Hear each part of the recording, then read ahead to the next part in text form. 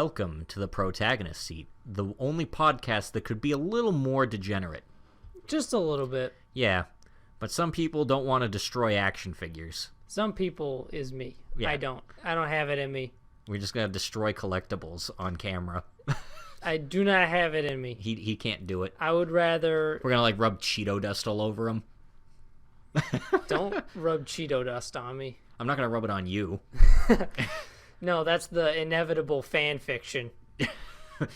Ian, my hands, they're covered in so much Cheeto dust. I'm shutting this down right now. We don't need to get an early jump start on the fan fiction. We don't need an early jump start. Not yet. Not yet. We should get an early jump start on Lord Elmalloy 2 Case Whoa, Files. but before you do, I'm Alex, that's Ian. This is the Protagonist seat, and this is like the second to last episode of the season. That's true. We're coming to the end, baby. We're coming up on the end. Soon you'll be hearing us telling you which one was our favorite. Yeah, next week is the last week, and there's only like 3 things that won't be done, so it'll be a weird episode. Yeah. We get to talk for a long time about them. We get to talk for a long time about a couple shows that really probably don't warrant it. Except Machikaido Mazoku. That one always does. We can go off on the comfiest tangents ever. Yeah. But anyway, yeah, Lord Elmalloy II. So, we know who the culprit was. It was not Snake Lady. She was actually helping. It was Cowless, but not Cowless. It was Dr. Heartless, of course. As soon as he said that name, I was like, are you fucking kidding me? Dr. Heartless. How could we not have seen? The clues were laid bare the whole time. Not only is it a character I have never seen before. Don't worry, I have not either. Or heard of. Yeah, I was going to rely on you to be an authority on Dr. Heartless. No, he is specific to this series. Well, he also has the evilest name I've ever heard, so... Because a fairy stole his heart or something. Yeah. Anyway, so he pops up, and he was pretending to be Cowless the whole time, and he was like, what gave it away? And he's like, Cowless's healing isn't that good. Cowless isn't that good of a healer. Well, shit, I guess I put too much effort into my disguise, because I didn't want you to die. And Rhaenys shows up with the real Cowless, and I guess she was sent there by the B team, who used magic to send them at like Mach 1 through the sky there. Yeah, B-Team launched them through, like, I don't even know what. It was ill-defined, as always. Yeah, but they ended up bringing a bunch of, like, Rhaenys brought Waver a book that he could read through of, like, evidence and stuff. So he starts listing all the evidence of how he knew that the murders were done by Dr. Heartless, who used, what's the executioner guy's name? I do not remember. He used the executioner guy. He possessed him to have him commit the murders. Yep. Which we kind of knew all along. That was one of the actual correct assumptions. Yeah, but we were wrong thinking it was the Snake Lady. Turns out she was actually helping Waver. Yep. She was putting up a front as a bad guy so that we could reveal the true bad guy. And that was the point of the whole thing. And then after he uses his command seal, because he's not ready to be, arrested yet, and he summons his servant. There's still 20 minutes left in this episode. And since she's not really a real servant, her name is Faker. Yeah, So, what the Fate series really needs is it needs more fucking classes. Yeah. Because this dude basically created a holy grail so that he could create a fake servant in a new class he invented called Faker. Yeah. Because. And he ends up trying to escape, but of course Waver and Grey go after him, and Waver kind of grills Hephaestion because he's like, hey, you weren't in Iskander's noble phantasm, which means you weren't a soldier he fought with. Which means he didn't share his dream with you. Exactly. And then she gets all pissed off, and she's like, he's like, hey, Faker, we should leave. And she's like, nah, not before I kill this guy. Yeah, because basically he reveals that there was like a fake public figure Iskandar who fits her description instead of being like Yeah, and that's who she a is. 6 foot tall, jacked redhead with a beard. Which Yeah. I'm pretty sure he wasn't in real life either. He was like a blonde pretty boy, as far as I know from historical descriptions. Yeah. He was like, and he only lived to 21. Think about the two versions of Iskandar and FGO. That's like only like probably like a couple year difference between the like kid version and the adult version. Well, I guess he's been really eating his protein. Yeah, Been he's been pumping. he's been pumping that iron. That's what conquering does to you. It makes you super jacked and 7 feet tall. Which, you know what? That probably wouldn't surprise me. Yeah, I feel like conquering's a lot on the body. Conquering's a real good workout. You know, I went to the gym the other day. I went to my conquering class. It's led by Demetrius. He's a real cool guy. Of course, it'd be like a really Greek like guy. Yeah. But yeah, they her and Gray fight for a little bit, and then the executioner guy shows up, and he's actually able to go toe to toe with the servant. But she's a shit servant, so she's not really a servant. Basically, they gave him his eyes back because fuck it, the auction's off. This one doesn't count, guys. Makes sense. Sorry, all you mages who were really hoping to get an invitation to the Rail Zeppelin, but this one doesn't count. Which would make sense. A lot happened. Kind of sucks if you're like the frog dude. Yeah. Well, sucks being frog dude for being frog dude. I want to know what his story is. It's not as bad as being walrus man, though. No, it's not. But yeah, so he also summons, Dr. Heartless summons essentially Cthulhu out of the sky, or like Azathoth. It's not like that. It's like just this weird plant, eldritch horror looking thing that makes trees grow everywhere. Which he used to stop the train earlier. Yeah, so he summons the Dead Apostle Forest thing, and then Olga Marie actually does something, and she uses her astronomy magic with everyone else on the train to summon a meteor storm to destroy all the trees. Surprise, surprise. Olga Marie does something. Yeah, she isn't useless. Much to everyone's chagrin. And she ends up doing that, which causes the entire forest to basically get burnt away. And then he's like, well, this is an anticlimactic ending. I'm going to leave now. And then his servant's still not done. So she decides to use her noble phantasm, which is the chariot. And Gray ends up using I said it. I was proud of myself. I said it perfectly today. It's Rongominiad. Rongominiad. Like, I've got the pronunciation on it down. I'm very happy with myself. I'm never going to use that again, but I'm pleased for now. I'm pretty sure that, what's the spear's name? Ad? Yeah. I'm pretty sure Ad is Sir Kay, or, like, made by Sir Kay. Yeah, probably. Because his serious voice, like, tells me, like, that's Sir Kay's programming. That would make sense. You hear Saber's voice when she's doing the thing. Yeah, I thought that was cool. I wanted to see exactly who I could recognize. Yeah, and she did. I got one. She did Rongominiad.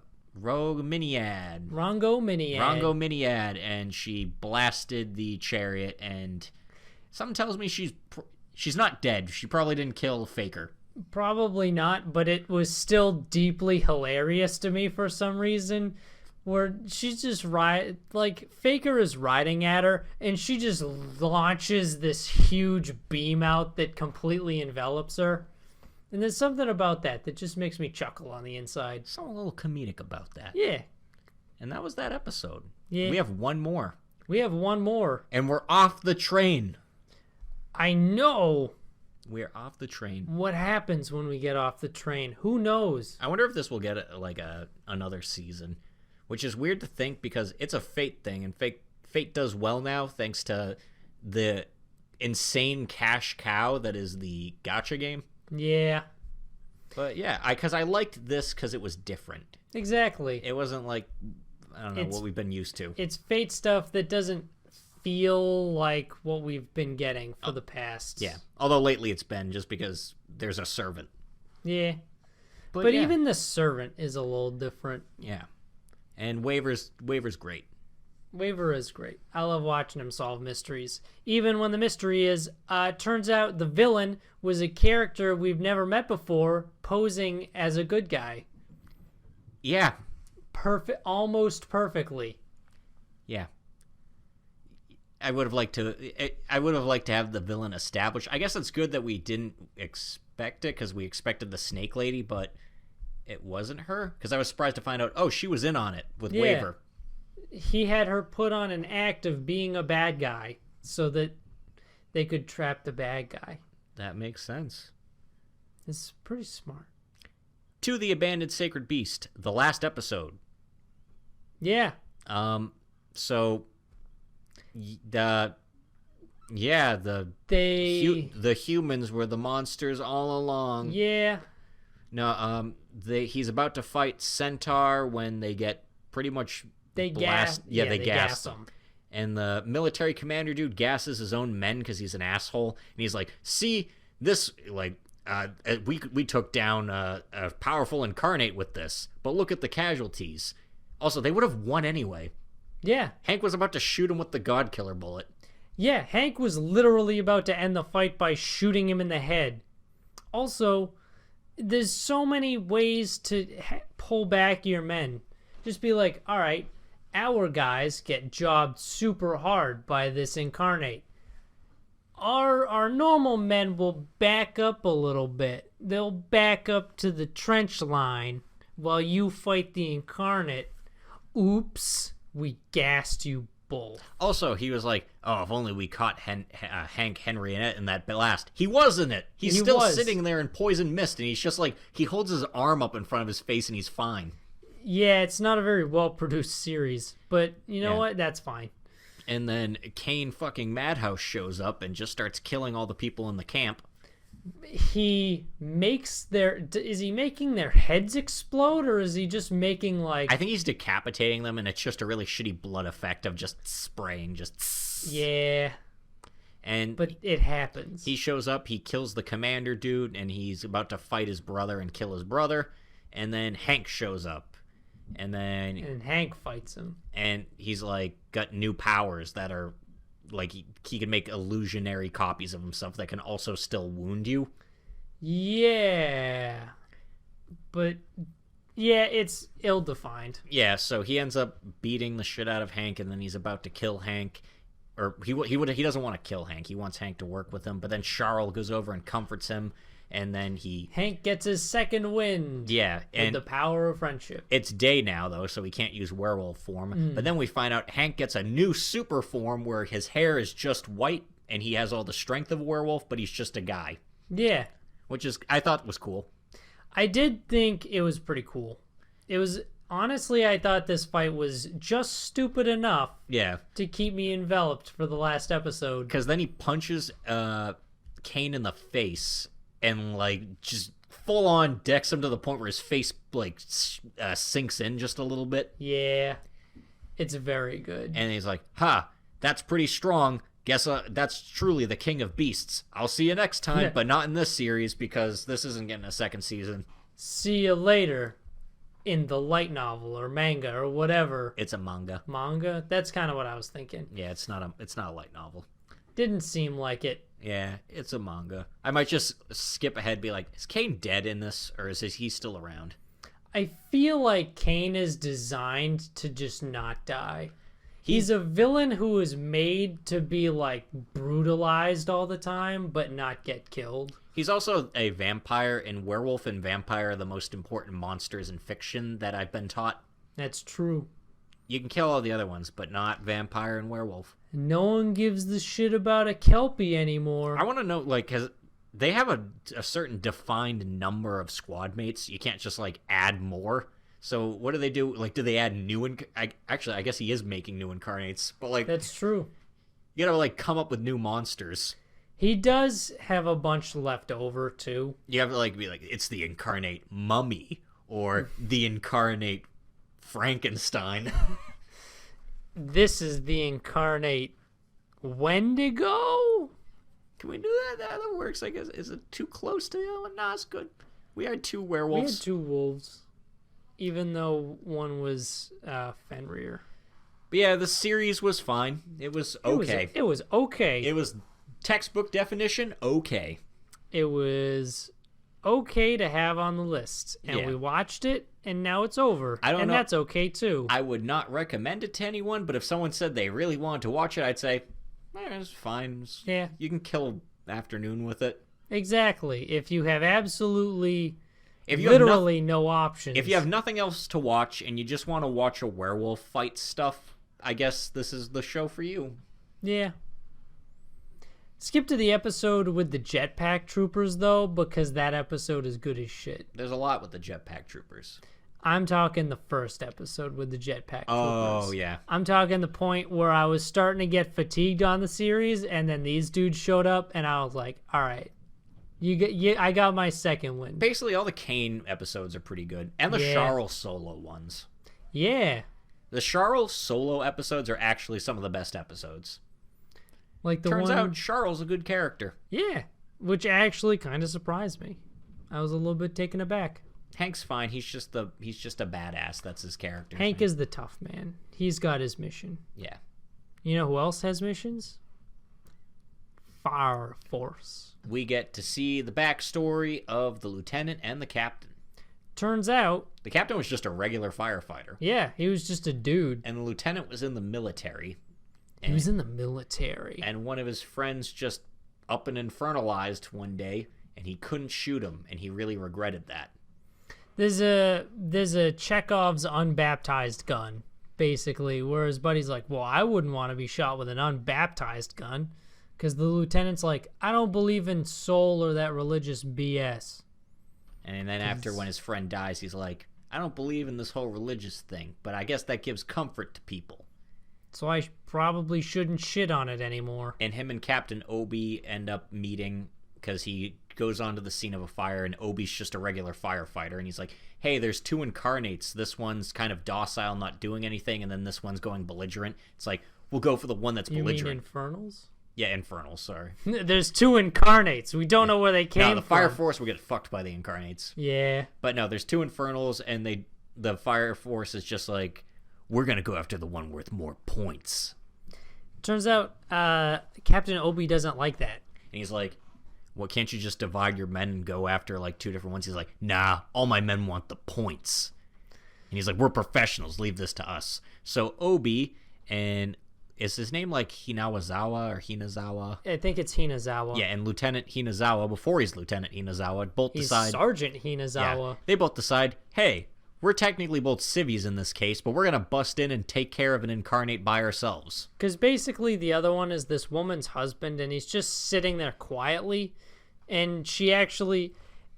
The woman goes up to the Special Fire Force dudes and is like, hey, my husband's trying real hard not to, burn up the town. Can you please just... Can you please just go put him out of his misery? And the Fire Force dude is like... We have procedure, ma'am. We'll get to it when we get to it. Fuck you, lady. And we so do what we want. Obi says, like, if you're fine with it, I'll put your husband to rest. And then he goes and does it with Hinazawa. And the 2 of them go, and they take care of the incarnate, and then they both decide, hey, we should do this more often. We should really do this more often. And they both decide, hey, Obi's like, I decided I want to start my own Special Fire Force sect. And Hinazawa's like, hey, if you ever do, I'll join you. Give me a call. And then they get their base, and it's like, is it really just the 2 of us? We're gonna need a little bit more manpower. And he basically, Hinazawa knew Maki because she was in the same military as him. Turns out she's the general's daughter. Yeah. And he didn't really rate her much. He's like, she tries super hard, but she's never going to get anywhere. She's too compassionate for the military. But she's just compassionate enough for the this. Fire Force, yeah. And then the sister just got transferred to them. I'm assuming that's just because you need one. Yeah, I'm assuming you need some kind of religious individual. Yeah. Unless you work for the corpse. And then they ended up, because they told this story because all of this relates to the first case they did. And apparently they have to check in on the 7th because something is going to happen. Or a lot of reports are coming in from something in the 7th jurisdiction. Yeah, they believe basically that the 7th is where they're going to hit next. Turns out the 7th lives in, like, old-timey Japan. Yeah, they live in a very traditional period, and the captain is kind of an asshole. Yeah, but we find out he's a good guy. He's just an asshole. He's kind of an asshole, but he's got a good reason to be an asshole. Because, like... Yeah, so it focuses on the there. captain of him and the captain of that squad, and it just shows him walking through town, and some lady's like... she's like, hey, Captain, I baked you a bunch of sweets. And he's like, I don't really need them, but okay. And he takes them. I don't like them. And some guy's like, hey, Captain, let's go out drinking. And he's like, No. And then he goes back, and he's just like... And he's back at his base, and they're like, hey, Captain, the 8th said they're going to stop by, or looking to get permission to stop by. And he's like, tell him no. And then it's like, and then the 8th shows up. Yeah, hey, we just decided to show up anyway since we heard you don't like formalities. And he's like, okay, fine, whatever. Yeah, thinking about it, I feel kind of bad for him. Because, like, people just bother him all day. And he just wants to be left alone. And then they find out about an incarnate happening, and it's the guy that actually invited him out for drinks. And he's like, you guys stay here. He's like, you guys better not be here when I come back. And he goes out to fight. And they basically see his fighting style where he destroys an entire block. Yeah. Yeah, he destroys an entire block. But they kind of explain, the old lady explains the reasoning. They do this because it's almost of their way of honoring the dead person. They make it a big deal. So that's not just like they're just up, they're there, and then they're a quick blip it, they're gone. Yeah, it's like they hold a very destructive festival. Yeah, because they're like, they can rebuild the houses and stuff, but that person will never be around again. So it's almost their way of making it a big thing every time someone dies. It's like, all right, so that person dies, but we all make it a big thing to fix up the town and everything after. I hope no one has any expensive stuff. Yeah. I bet people in the 7th district don't go around, like, buying expensive paintings or vases or anything. Yeah. And then after we see, like, this guy, he's actually pretty compassionate because he goes to the guy who invited him for drinks, and he basically was just like, you held on for a really long time, didn't you? And he's like, and he like sticks his hand right through his chest, and then the Infernal puts his like hand on his shoulder right before he fades away. Yeah. And everyone in the town, basically, if they ever turn into a Infernal, they want to be killed by him. Which is why everyone is very buddy-buddy with him, which adds a weird flair to things, because, like, it made me understand his point of view a little bit more, because you know what? If I walked around town knowing that everyone just wanted to be friends with me because I was going to kill them when they infernalize, that would probably put a damper on my social life too. I'd probably be like, you know what? I don't really want to be too friendly with these people at this moment. Yeah. But yeah, we see he is compassionate, because at first I thought it was he's the next bad guy. But no, This guy isn't turning people into Infernals. No, he's just got kind of a bad attitude. Yeah. But yeah, he's a cool guy. Yeah. Cool episode. Yeah, cool. I like getting the backstory on the 8th. And this show we will be keeping up with next season, but it is going to take a 2-week hiatus for some reason. Yeah. So I guess we're not watching this next week. So see you in 2 weeks, Fire Force. And another show we will be keeping up with, because it's also 2-court, Dr. Stone. I really like this show. Yeah, this was a good episode too. Sulfuric acid is dangerous. Yeah, and especially when there's huge-ass craters of it. How much can you breathe in of sulfuric acid before you like, die? None. You can't even like have a little like... You saw the story about the dude who knelt down to tie his shoe? Yeah, but I don't know how, like... None. Nothing. I'm pretty sure that is actually a thing that has actually happened. Not even just a quick little hit. I think at that point you're incapacitated enough, so it's not just a quick hit. Dangerous. So, yeah, it turns out sulfuric acid is dangerous as shit. Because last week we didn't know why he was making the silver spear. We thought, we're like, is silver hard to get? No, silver is not hard to get. It is it reacts to sulfuric acid. Exactly. So they had Ginro use it to test where it is, and he's like, Ginro, if that spear tip turns black, get away immediately. You probably have like a couple of seconds or you'll die. You have 0.1 seconds before you die from when that spear tip turns black. The whole time they're walking there, he's freaked out. He's like, it's fine. It's fine. It's fine. Ginro, what are you doing in the back? What the fuck? And you know what? To be fair, they had him start that really early, like unnecessarily early. Yeah, because it's pretty noticeable where the sulfuric acid pit is. But basically they go and they're like, well, guess now we do the sensor bit. Yeah, so he goes and he's feeling around for it. Everyone is very like taken by the green water because it's like it looks like a spring, and they're all like, oh, and Ginro like sees an image almost of like some like spring goddess or something, and he starts going towards it, and then they realize, oh shit, the spear is almost completely black. Ginro, get out of there. And Kohaku pulls them back, and then they realize when the crows fly over that they instantly all just drop dead and fall in the acid. Yeah, because on the way there, when they're like, how dangerous is it, Senku? Senku tells them a story. He's like, hey, listen. You drop dead instantly. There was a group of people who went to do some research on sulfuric acid.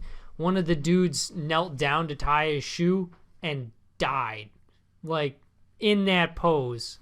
Turns out there was sulfuric gas at like waist knee level.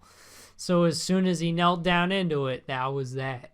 Yeah, and he this freaks Ginro out, and the second he realizes he almost died, freaks him out even more.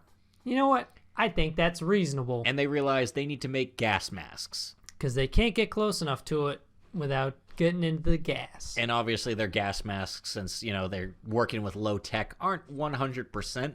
No. And Senku decides, Chrome, you should stay behind in case I die, so I'm going to pass all of my knowledge of science onto you. And Chrome's like, no, because that means you're planning on possibly dying, and I'm going to not take that information and go with you, meaning we both have to live. Exactly. Meaning we have to do this perfectly. Or else. He's like, because we're friends. We're buddies. And he's like, we're going to do this together, this whole science thing. So they both create sort of like a gas mask that goes into like a backpack that sort of filters it. Yeah. That's pretty much and the gist of it. And so they go to collect the sulfuric acid. And Craftsman dude helps. Yeah, so they help make the gas masks. And as they go to get the sulfuric acid, they Chrome even wonders, like, man, Senku, he's like, you got like nerves of steel and stuff, but even he sees like Senku's hands kind of shaking. You know what? I don't blame him, because if I, knowing what Senku knows, going back with some primal technology that you're not even really sure works, because there's no good way to test it. So it either works and you're good, or you're dead. Or you're dead. And Ginro decides not to go with them because he's way too scared. He's a scaredy cat. But then he gets almost like a pep talk from the craftsman. Yeah, I thought this was cool. He's like, I can't go because I'm scared. And he's just like, you don't think they're scared? He's exactly. Like, they're probably terrified. But they went. They had to. They knew they had to, so they went. Like, oh, man, I made an extra gas mask. What a waste. I guess I just got a little carried away. Well, I'll just leave this right here and walk away. And so then, obviously, you know what's going to happen. So Chrome actually almost falls into the acid when Ginro shows up last second and holds out his spear so he can latch onto it. Because of course he does. And they all work together, and they get the acid, and they leave. Yep. They have acquired sulfuric acid. And they're one step closer now to making the antibiotic. The sulfa drug. Yeah, this was a good episode. Yeah. Sulfuric acid, dangerous. I didn't really know that much about it. Yeah. Acids are, like, super fucking dangerous. Chemicals is crazy. I didn't expect Ginro to get any actual character development. So this was a welcome surprise. Now we just need Kinro to get character development. Get glasses, Kinro. What if Senku decides to make contacts for him? What if that's how his thing goes? We're not at plastics yet, though. You never know. Actually, plastics a real late game. Yeah. Plastics are basically endgame. Yeah. But the demon girl next door, Machikado Mazoku. what hijinks does our Shamiko get into this week? So the first thing she does is go into Momo's dream. And you know what? Doesn't go as you would expect. Yeah, so she goes there, and then the cat, the time hath come. He's a big buff man in the dream. But still with the cat head. Yeah. And he has a peach emblazoned on his chest. And she actually gets him distracted because she can't, because her ancestor tells her, hey, it's a dream. You're a succubus. You can, like, summon anything you want in the dream. And she can't make a weapon because she just doesn't have a good... She doesn't... She doesn't have a good... She even says, she's like, I'm not imaginative to come up with anything.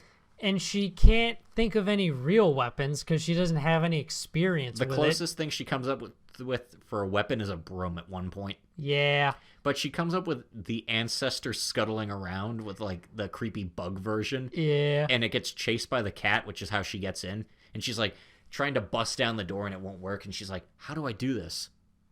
Momo, I have food. So she conjures up a bento box and then Momo opens the door. And she's like, huh, thanks. And then she lets her in, and then Momo's actually fully aware that she's dreaming. Yeah, it turns out all the scuttlebutt from outside the door kind of woke Momo up. So she's now having a lucid dream. But then Momo kind of realizes, like, wait, Shamiko, you have this power? And she's like, great, she knows my ability. And she's just like, why didn't you tell me this before? And she's like, also, why haven't you used this more? And she's like, I didn't think it was very useful. And she's like, are you kidding? I can think of at least 100 evil ways to use this. Aren't you supposed to be the good guy? Yeah. But Momo relents for the time being. Yeah. I suspect that's going to come up again at some point. She asks her more about her family and stuff, and she's like, I think your mom's hiding stuff from you. She's like, and then you should go grill her. Mikon starts waking her up, and she's like, Momo, you look pale. Are you okay? And she starts shaking her, and she's like, crap, this is the worst time. Also, the cat ate some weird bug off the carpet, and I don't know what to do about it. And she's shouting to her, and she's just like, we gotta grill your mom. Grill your mom. Grill your mom. And then Shamiko wakes up. It's like, Momo's gonna come over and grill my mom. And she thinks it in the cooking way. Yeah, this is one of those situations where one character has a very different meaning of a word in their mind. But yeah, Momo wakes up and heads on over, and then Shamiko's standing outside her crisis management form to stop her. And I love the first thing she does is she sees Lilith there, and she's like, neither of you guys are understanding each other. And she's just like, and she takes her and throws her as far as she can. She's like, Shamiko! It was very good. And she's like, why did I instinctively do that? And Shamiko's like, I don't know. Oh, the effects from the dream might be worse than I thought. Because her ancestor at the beginning was like, maybe if you have her bow on her knees anytime she sees me, or implant thoughts like that in her head while she's sleeping. No. And then after Shamiko's mom just finally opens the door, and she's like, you guys aren't understanding each other, and I've had enough of it. She's like, here, just come inside. I thought that was pretty funny. Because basically another character just busts in and is like, this bit is over. Yeah. Your comedy is done. Now we must reveal plot. And she asks her the truth about their past, and turns out Momo's older sister-in-law ended up... That's a very weird sister-in-law. Yeah. So her brother's wife. Who is also a magical girl. Yeah, she ended up helping out Shamiko's family in the past. And apparently she sealed the whole city, basically. Yeah, so the demons wouldn't get attacked, but that caused the 400 a month curse. And we find out Shamiko's dad is the orange box that they use as a kitchen table. The most prevalent character. And I guess her dad's name is Joshua. Yeah. Yeah. It's a little odd. So Shamiko's dad is the box. Because I also don't understand totally the connection of this, because apparently Momo's sister-in-law she used up so much power trying to ward the city that in exchange she had to seal away Shamiko's dad in a box. And they use the box as a kitchen table because it doesn't break. It's very durable. It doesn't get wet or... It's a magical box, and it's a very tough magical box. So yeah, that's Shamiko's dad. They grew up cooking on her dad and using him as a step stool because they're short. Yeah. So that's some shit. Yeah, I you know what? I didn't imagine that the kitchen table was her dad. You know, me neither. I love how when she says this, Rio and Shamiko, their first reaction, because everyone has a glass of tea on it, everyone besides Shamiko's mom immediately just, oh shit, and pulls the tea off of the table. I didn't realize I was keeping it on your dad. I'm sorry. But then Momo feels bad after realizing all this, and she's like, because of me, you guys have this 400, or my family, you guys have this curse, and your dad got sealed away inside a box. I guess I really am your enemy. I guess the true enemy was the friends we made along the way. The true enemy was the friends we made along the way. And that's a good title. That's the title of this one. We found it. But Shamiko, or Momo ends up leaving, and she feels all sad because she feels like, oh, it's my fault that Shamiko's life is so rough, and we're going to have to resolve that next week in the last episode. In the last episode, friendship is the true friendship we made along the way. Fuck off. Mausama. Retry, which I get. It says this is the last episode, which is a weird stopping point. Really doesn't feel like. Embarking on a separate journey does not make it feel like the last episode. Honestly, if I'm going to not recommend any show to anyone on this list, this one we just kind of watched because it wasn't terrible enough to stop watching. Yeah. But it's really not good. It was, I would say, perfectly in the middle. Yeah. It was a 5. I would say it was a 5. It was a 5, sometimes teetered on a 4. Yeah. But, yeah. It is, I give it a grade of a D+. Yeah, I'd say a C-. So obviously what we expected to happen, oldest priestess girl shows up in the men's bath, and he's the one bathing in there. And then she gets in, and they end up bathing together, and they just kind of have a conversation about him just basically being like, this can't be a prank or something like that. I'm not the bad guy. I'm not the bad guy. He convinces her he's not a bad guy, and he actually gives her a halo. Which, you know what? That does seem like something that not the bad guy would do. And she ends up basically falling for him by the end of this because he teleports her back to her home because she's like, oh man, she's like, because I can only use the Seraph's teleporting thing like one way. And he just like, here. And he just teleports instantly there. And she's like, you have that power. And he's like, naturally, don't tell anyone. This stays between us. Yeah. And then he basically leaves, and she's like, someone who can create halos like that and use the power of the Seraph can't possibly be a bad person. He must just be an angel. Yeah, so she thinks he's now Lucifer. I guess. He's a fallen angel, and she hopes to redeem him because he's a bad boy, but I can change him. I can change the bad boys. Yeah. I can change them. And he leaves on that journey with Yukikaze and Mikan at the end, and he meets some otaku-looking motherfucker. Oh, yeah, that's right. He arrives in the town, and looks like there's another isekai protagonist And he's here. like, what? And then it says, to be continued. And I don't think it will be. Unless they already in advance greenlit it. I don't know. This is one of those shows where, what was the plot? Like, remember when Aku was like, it was like kind of like a him and father-daughter thing, and then Aku kind of became irrelevant. Yeah, it was nice when it was a father-daughter drama. Now he's just building a country, but now he's leaving to go on an adventure. I don't know. It's like he's doing a lot of stuff. Yeah.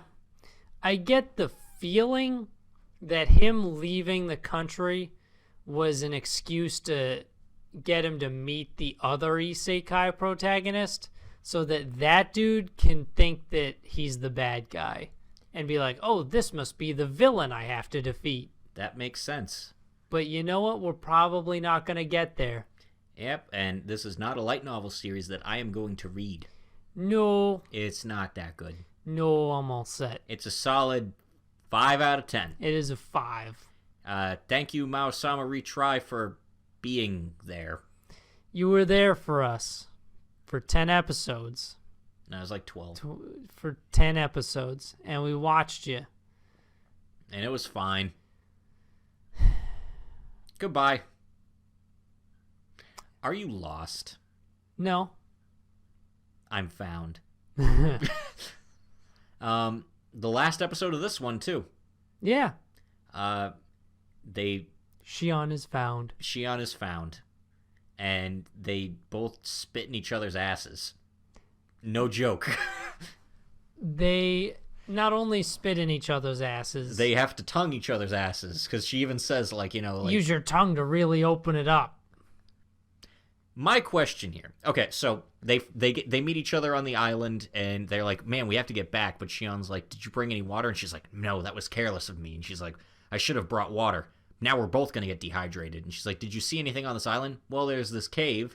And she's like, oh, hey, there's rainwater in here, but it's filled with, it's polluted with bat guano. Yeah. So poopy bat water, but they can't just drink it because they'll get sick. They'll be, having vomiting and diarrhea within 30 minutes of drinking it. Thinking about the alternative kind of makes me sick. Yeah. So they end up taking Homare fills up 2 bottles with it, and they start heading back to shore. And Shion's like, man, I need to drink something, literally anything. And she's like, well, we can't drink the water, but it's fine if we ingest it anally. Because the colon can absorb water, and since it's not going into our stomachs and shit... Basically, their butt will filter the bad shit and only absorb the water. They're gonna butt chug, but not butt chugging. But here's the thing. Those are just regular water bottles they have them in. It would make sense to me if you had to butt chug it, just stick the bottle in there and, squeeze it. Yeah. But instead they decide to take a mouthful and spit it into the other person's ass. They do this, too. It's not like this is an idea that's,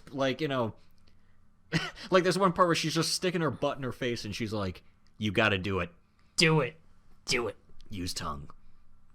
Use the tongue, Shion. But yeah, so they do it. And then after she's like, hey, Homare, let's never speak of this to anyone ever. I would imagine that... Why didn't they butt chug it? Because, putting it in your mouth... is worse. Yeah. Because that exposes your mouth to more germs. I also feel that's way inefficient to, get it in there, since you're probably going to lose most of it. Yeah, I think... Homare says, yeah, just do 10 mouthfuls. Just stick it in there and squeeze. It's like an enema. Yeah, just make it an enema. But they don't. And apparently it works, though, because they're good after. But yeah, that's still... I wasn't good. This was the one thing where I was like, going too far, show. Going too far for me. Also, did she learn this from her father? Because she learns everything from her father. That's another question for another day. But yeah, they get back and everyone's there and they all have dinner and everyone's happy and it's all good. Except for me. I'm not good. Except for you. I had to watch it. I had to watch that. Oh, but then we get one last clip at the end of her dad driving a speedboat through the ocean I'm coming, Homare. Yep. So the dad's on their way to rescue them, but the manga's still ongoing, so he just hasn't found them yet. He's going to take a long time. And now we come to the end of something else. Astra. Lost in space. Astra found in space. Astra found on Astra. So... Show's good as fuck. The first part, Shars gives them the full rundown of all the history they missed. Basically, they rolled back history 100 years, back to 1963, so that they could fuck with history after, and make their own alternative timeline, in which history is good, but there's still the calamity. There's still the calamity. Yeah, the stuff with we also find out, because they rolled back all that history, Paulina is 140 years old. Yeah, and so she doesn't take this well. She almost like collapses realizing how old she is. Yeah, because that was, honestly, that was the one thing in my mind that was like, hold on, Yeah, something's up. She's the Captain America man out of time thing, or woman out of time. Yeah. And they realize, like, Shars explains that all the World War III actually happened because essentially everyone was using wormholes to fucking assassinate each other and do terrorist attacks. Yeah, it turns out that's kind of a problem. And there were a fuck ton of wormholes in the past.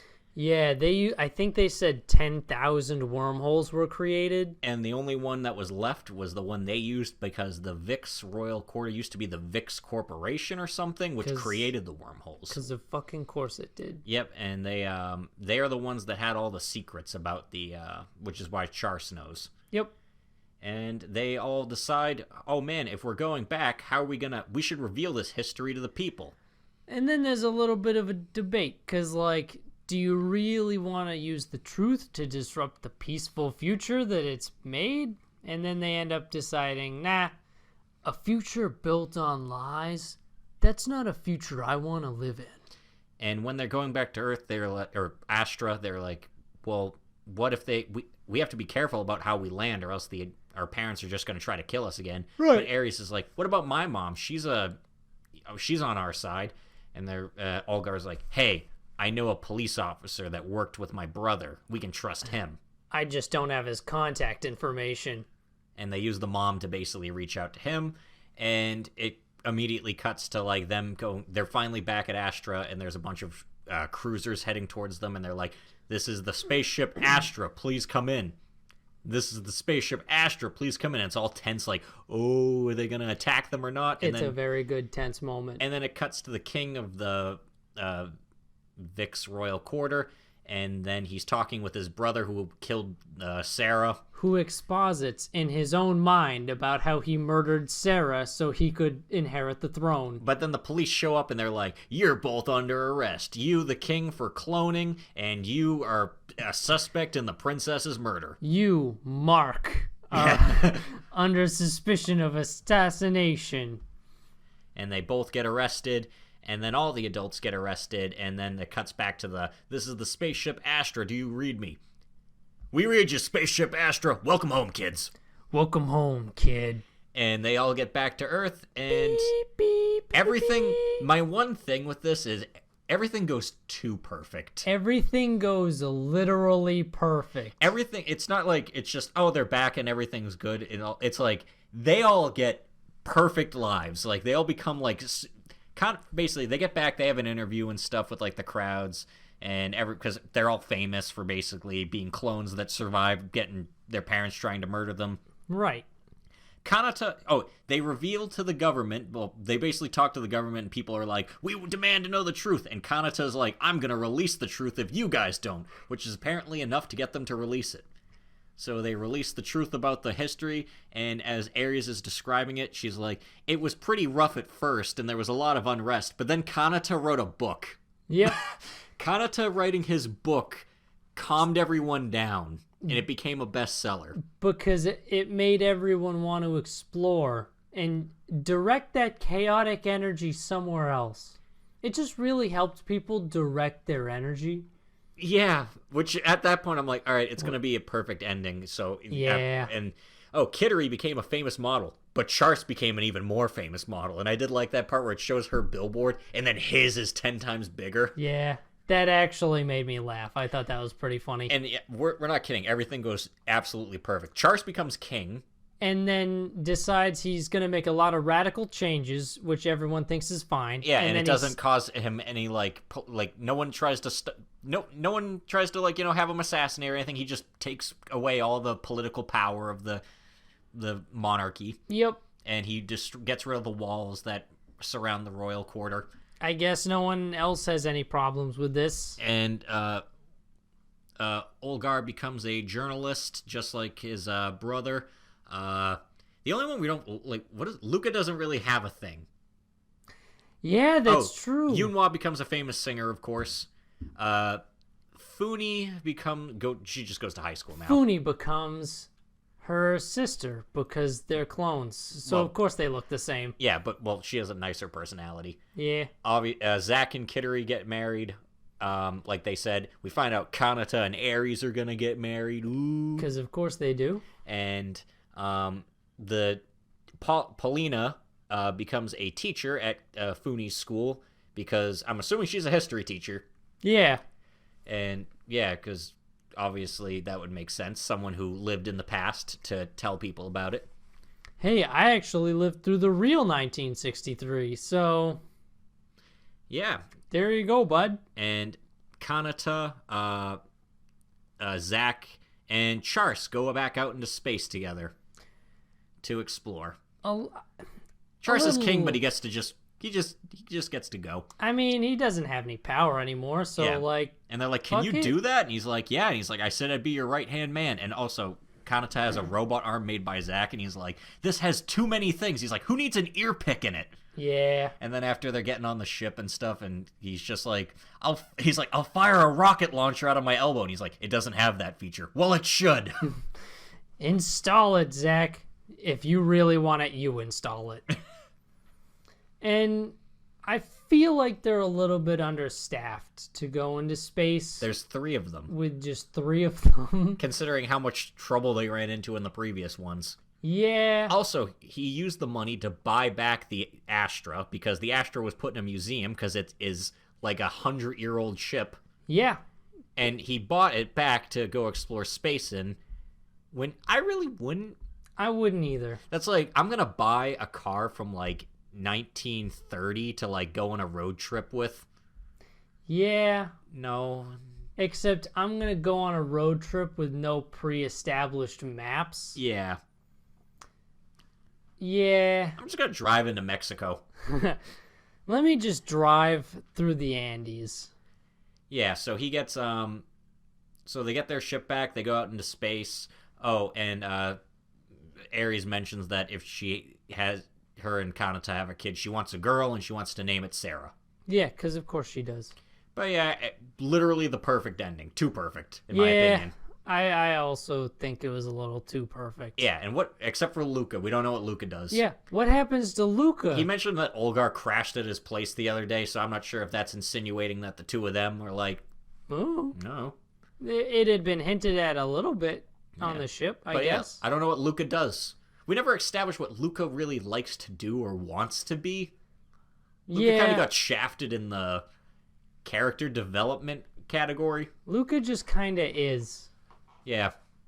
And that is Astra Lost in Space. I thought it was still a really great show. The ending was just too good. Yeah.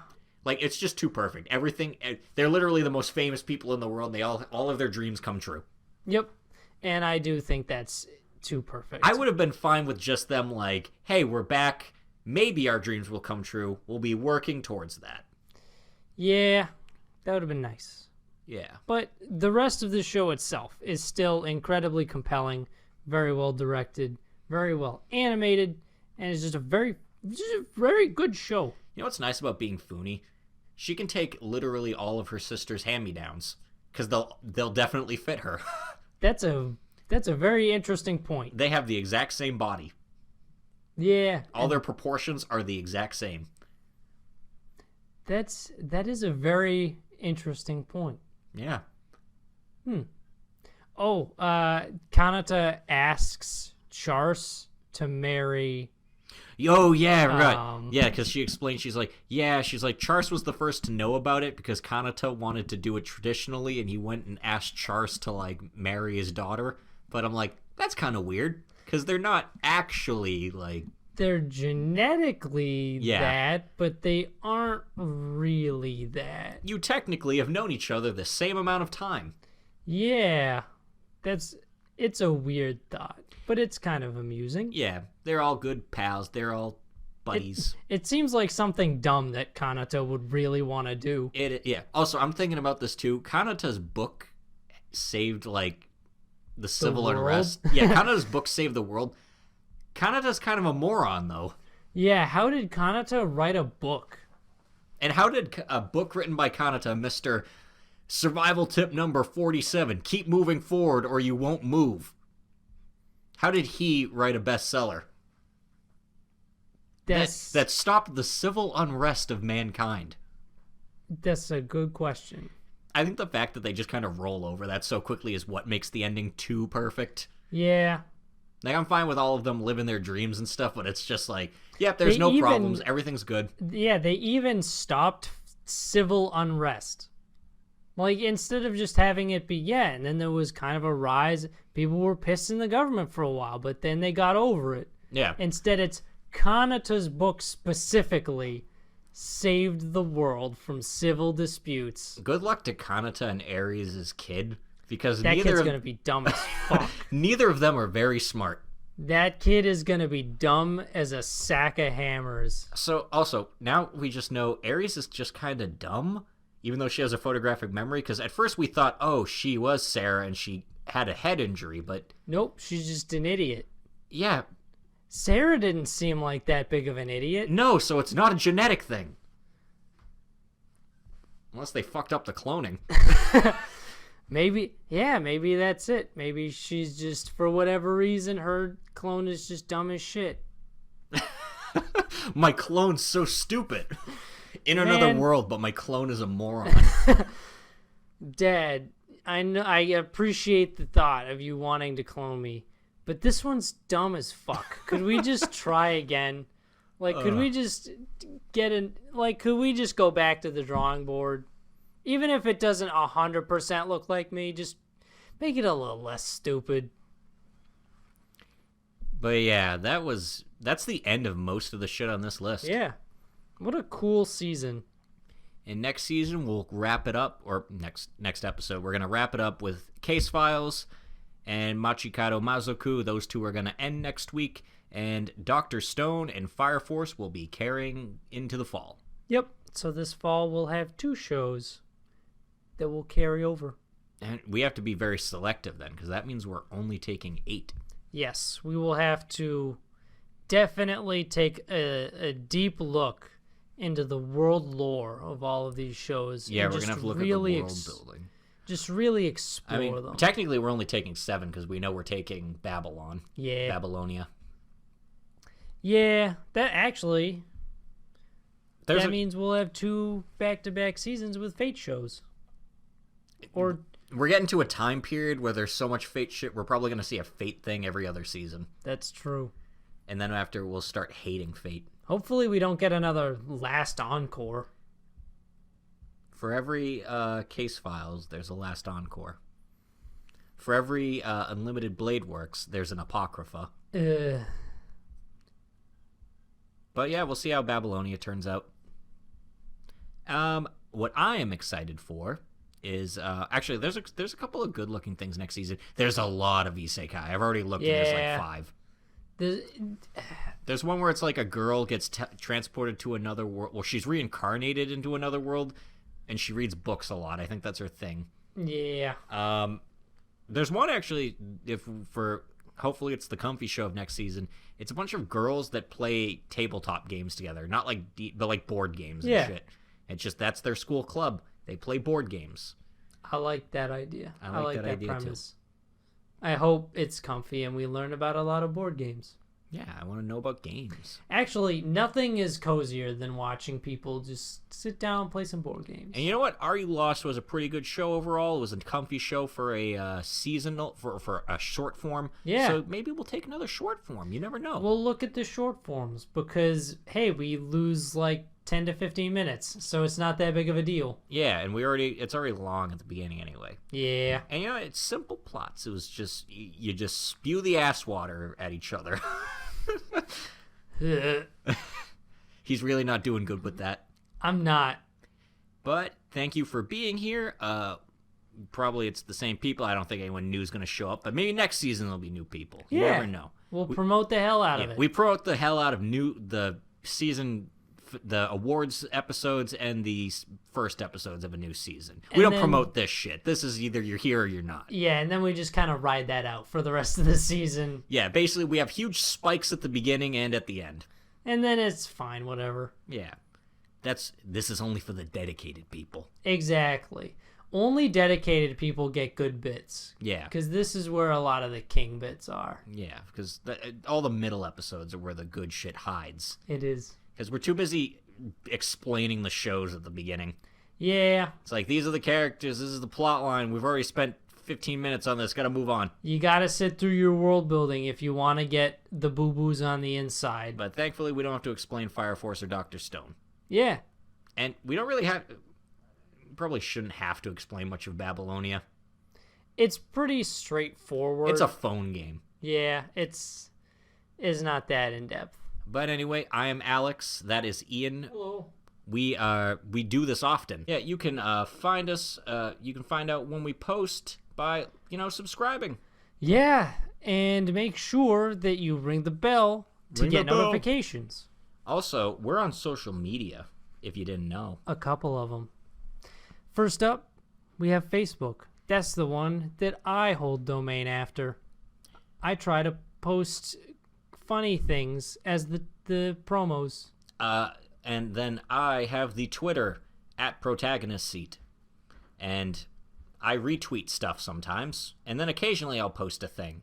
Yes. And then I've been busy lately. It's been busy season. yeah. Yeah, it kind of has. It has. I'm not running D&D anymore though, so that's nice. Exactly. And I still have the same level of things on my plate. But that's fine. Yeah, it's always fine. So, yeah, join us next time. join us next time. We're coming up to the end, and again, we got a special coming up soon for the anniversary. The good, the bad, and the comfy. We're gonna have cookies here. We're gonna have some drinks. They said no alcohol, but we're sneaking that in. We're sneaking it in a fruit punch. Yeah, we're gonna spike the fruit punch. Come back next week where we spike the fruit punch. Where we spike the fruit punch. See you later. Goodbye.